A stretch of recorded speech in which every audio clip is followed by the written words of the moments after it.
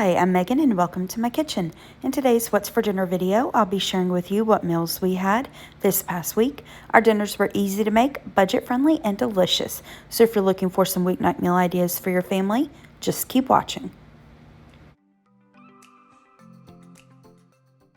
First up, we just did bologna sandwiches. If you saw last week's What's for Dinner video, you'll have seen that my mom and I went up to Kentucky for a couple days. And while we were up there, we stopped by an Amish market.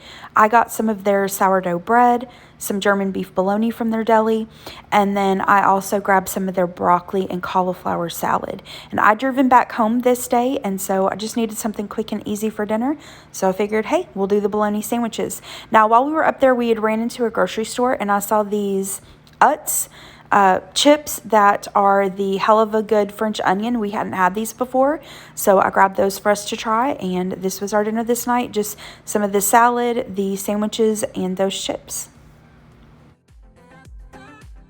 For dinner the next night, I tried a new recipe for a King Ranch chicken and rice casserole. This is from the Plain Chicken. I'll, of course, have the recipe linked in the description box below.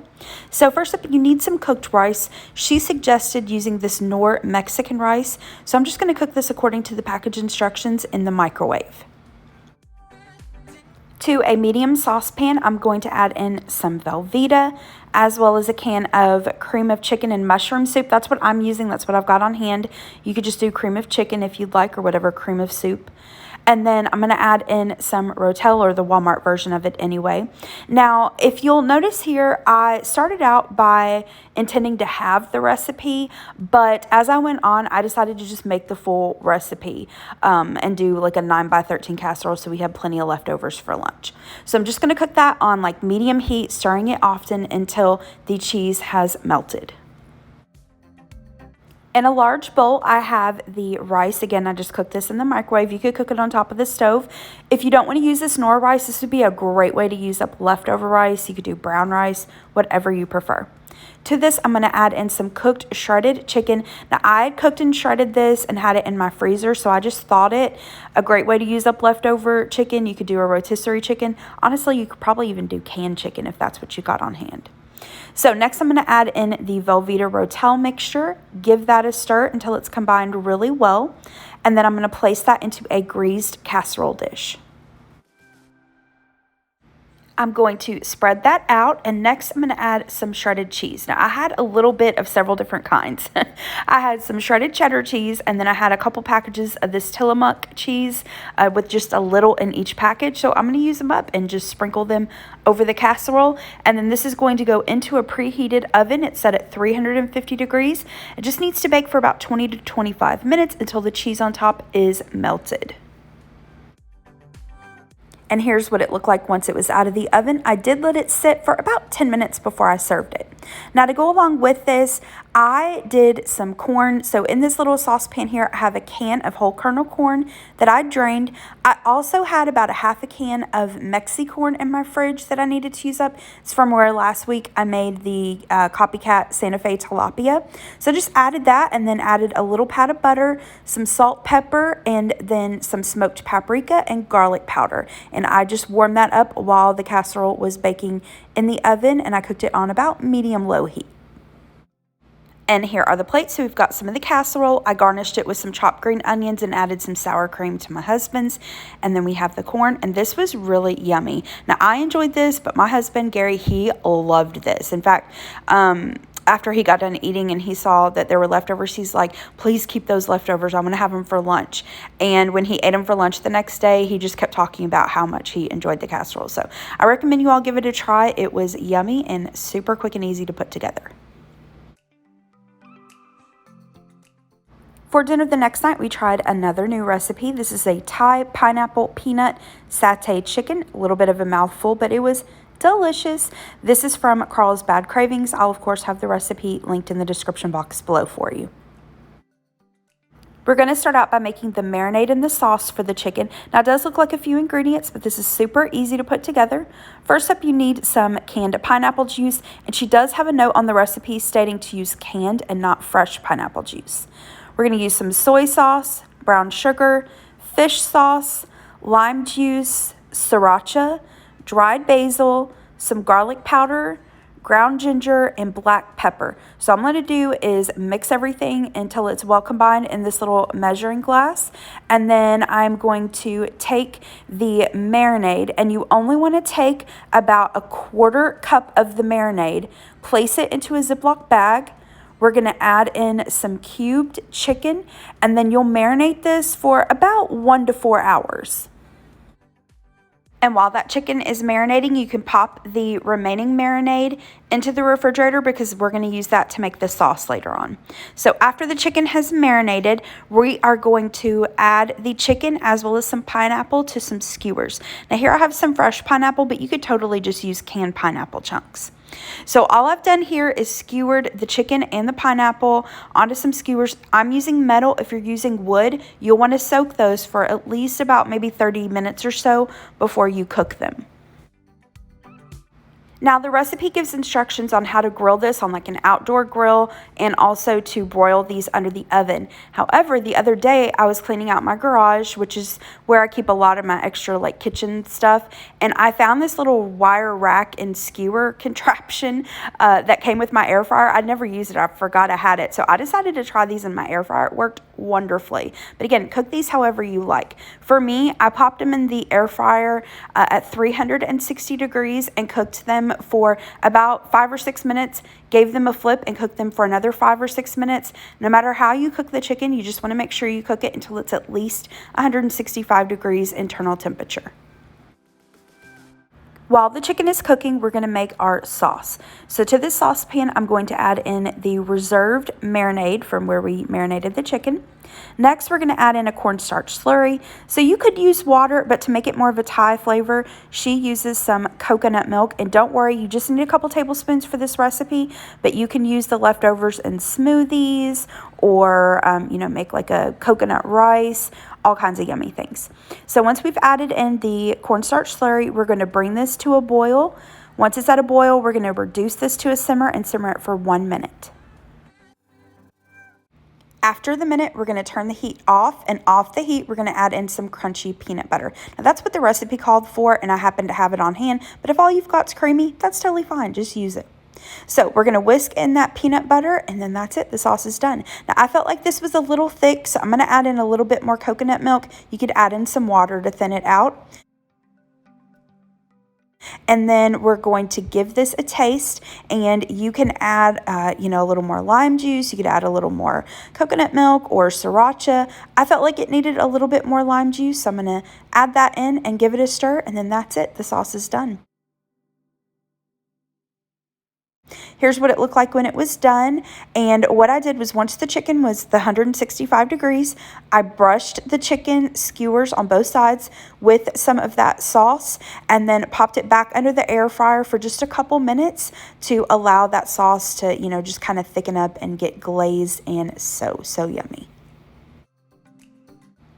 For one of my sides, I'm going to make some sweet chili green beans. So to this pan, I have some boiling salted water. I'm going to add in my green beans once it's at a boil and cook those for just about 3 minutes and then drain the water off. Now, I didn't follow a recipe exactly for this, but I did use one as inspiration. I'll have it linked down in the description box below. So to that same pan, just have the water out of it. I'm going to add in some oil and then add the green beans back to that skillet. I'm going to add in some minced garlic and soy sauce and give that a toss. Finally, I'm going to add in my sweet chili sauce. I had this Sweet Baby Ray's on hand. We actually like this. I didn't measure, but I think I added probably a couple tablespoons or so. I'm going to give that one final toss and just cook this for a minute or two, and then that's it. These will be done.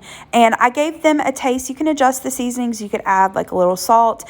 If it's not hot enough for you, you could add some sriracha. It did have a little bit of a kick. You're using the sweet chili sauce, but I didn't feel like it was too spicy. So for the other side, I just cooked up some rice. I had some basmati rice on hand that I needed to use up. So what I did was drained it really, really well. Not drained it. Rinsed it really, really well under some cold water through a fine mesh strainer. Added it to my rice cooker, added some water, and then just cooked it according to the rice cooker instructions. You could cook it on top of the stove if you'd like. All right, and here is my plate. Gary was at the gym when dinner was ready, so he ate later. For the green beans, I added a little bit of sesame seeds on top as a garnish. You don't have to do that. I added the rice to my plate and then drizzled some of the leftover sauce over the rice. I've got the skewers, and to garnish the skewers, I added some crushed peanuts and some sliced green onions, and then served a lime wedge to drizzle that lime juice over top of the skewers. This was so delicious. If you like pad thai, you'll definitely like this. It had exactly the same kind of flavor profiles going on with the peanut butter and the lime juice and the coconut milk. This was delicious, and Gary loved this. It was so good. For dinner the next night, I made Copycat Frisco melts. So if you're not familiar with the Frisco melt, it's something that Steak and Shake offers. We don't really have a Steak and Shake really close to us, and my husband loves these Frisco melts. He doesn't get them very often because, like I said, there's not one near us. But I decided to try and recreate it myself at home. Here's how I made them. We're going to start out by making the Frisco sauce, and I'll have the recipe that I use in the description box below.